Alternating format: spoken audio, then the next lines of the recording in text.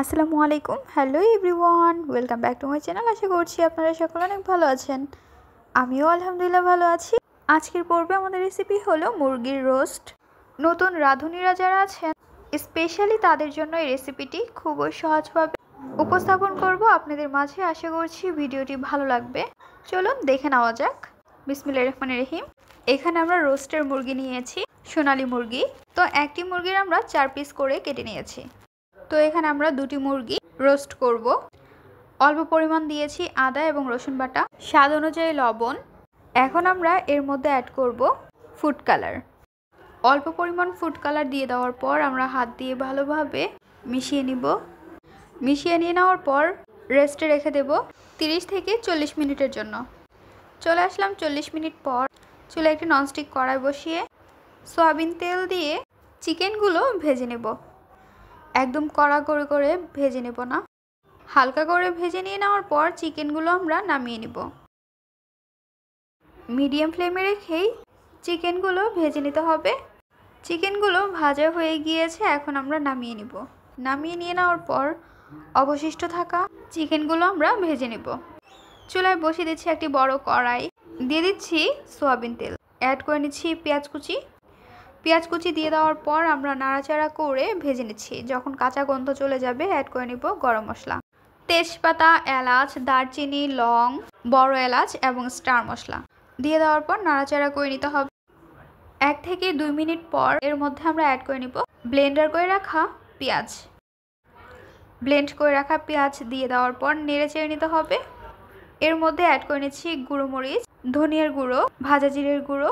নাড়াচাড়া করে মশলাটি আমরা কষিয়ে নিচ্ছি এবং মশলাটি যেন না পুড়ে যায় সেজন্য দিয়ে দিচ্ছি অল্প পরিমাণ পানি। মশলার মধ্যে আমরা অ্যাড করে নিচ্ছি বাদাম বাটা, কাজু বাদাম, পেস্তা বাদাম এবং কাঠবাদাম আমরা ব্লেন্ড করে পেস্ট করে নিয়েছি। মশলাটি আমরা নেড়ে চেড়ে নিচ্ছি। অ্যাড করে নিব আদা এবং রসুন বাটা দিয়ে মশলাটি আমরা নেড়ে চেড়ে ভালোভাবে কষিয়ে নেব। মশলাটি একটু পরপরই নাড়াচাড়া করে নিতে হবে। অ্যাড করে নিচ্ছি স্বাদ অনুযায়ী লবণ। লবণ দিয়ে আবারও নেড়েচেড়ে নিচ্ছি। মিডিয়াম ফ্লেমে রেখে মশলাগুলো কষিয়ে নিতে হবে। অ্যাড করে নিব টক দই। 1 বাটি টক দই দিয়ে দেওয়ার পর আবারও নাড়াচাড়া করে নিব। চলে আসলাম 3 মিনিট পর। এখন আমরা এর মধ্যে দিয়ে দিচ্ছি টমেটো সস। টমেটো সস দিয়ে দেওয়ার পর আবারও নেড়েচেড়ে নিতে হবে। যখন মশলাটি ভালোভাবে কষানো হয়ে যাবে তখন এমন চারপাশে তেল উঠে আসবে। মশলাটি কষানো হয়ে গিয়েছে, এর মধ্যে অ্যাড করে নিব চিকেন। এক এক করে সবগুলো চিকেন আমরা অ্যাড করে নিচ্ছি। চিকেন দিয়ে দেওয়ার পর উল্টিয়ে পাল্টিয়ে নাড়াচাড়া করে মশলার সঙ্গে ভালোভাবে মিশিয়ে নিতে হবে। ঢাকনা দিয়ে ঢেকে রেখে দেব। চলে আসলাম 4 মিনিট পর। ঢাকনাটি উঠিয়ে নাড়াচাড়া করে নিচ্ছি। আবারও আমরা ঢাকনা দিয়ে ঢেকে রেখে দেব। চলে আসলাম 3 মিনিট পর। ঢাকনাটি উঠিয়ে নিচ্ছি। এর মধ্যে দিয়ে দিব 1 কাপ লিকুইড দুধ। লিকুইড দুধ দিয়ে দেওয়ার পর চামচের সাহায্যে আমরা নেড়ে চেড়ে আবারও ঢাকনা দিয়ে ঢেকে রেখে দেব। ঢাকনাটি উঠিয়ে নাড়াচাড়া করে নিচ্ছি। রোস্ট একটু পরপরই নেড়ে চেড়ে নিতে হবে এবং খেয়াল রাখতে হবে নিচে যেন না লেগে যায়। নেড়ে চেড়ে এখন এর মধ্যে অ্যাড করে দেব একটি মশলা। মশলাটি দিয়ে দেওয়ার পর আবারও আমরা নেড়ে চেড়ে নেব। অ্যাড করে নিচ্ছি মিল্ক পাউডার। ফ্রেশ মিল্ক নিয়ে নিয়েছি। পরিমাণ অনুযায়ী মিল্ক পাউডার দিয়ে দেওয়ার পর দিয়ে দিব অল্প পরিমাণ চিনি। তো এখানে আমরা 1 টেবিল চামচ চিনি ব্যবহার করেছি। অ্যাড করে নিচ্ছি কেওড়া জল, খাঁটি ঘি বা গাওয়া ঘি। খাঁটি ঘি দিয়ে দেওয়ার পর আবারও নেড়ে চেড়ে একত্রে মিশিয়ে নিতে হবে। ভালোভাবে মিশিয়ে নিয়ে নেওয়ার পর আমরা ঢাকনা দিয়ে ঢেকে রেখে দেব। ঢাকনাটি উঠিয়ে নিচ্ছি।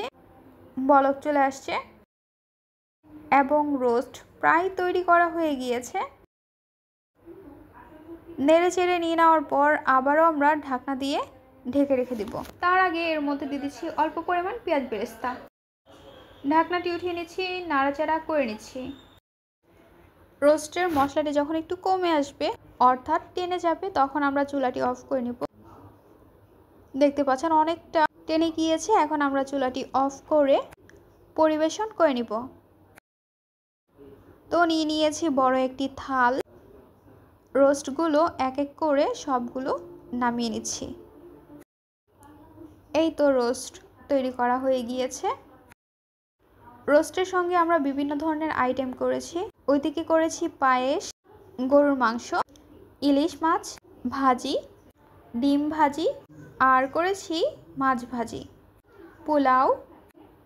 আজকের রেসিপি আপনাদের কাছে কেমন লেগেছে তা অবশ্যই আপনারা জানিয়ে দিবেন কমেন্টের মাধ্যমে। ভিডিওটি যদি ভালো লাগে তাহলে অবশ্যই একটি লাইক করে দিবেন এবং সাবস্ক্রাইব করে আমাদের পাশে থাকবেন। আরও মজার মজার রেসিপি দেখার জন্য সবাইকে আমন্ত্রণ রইল।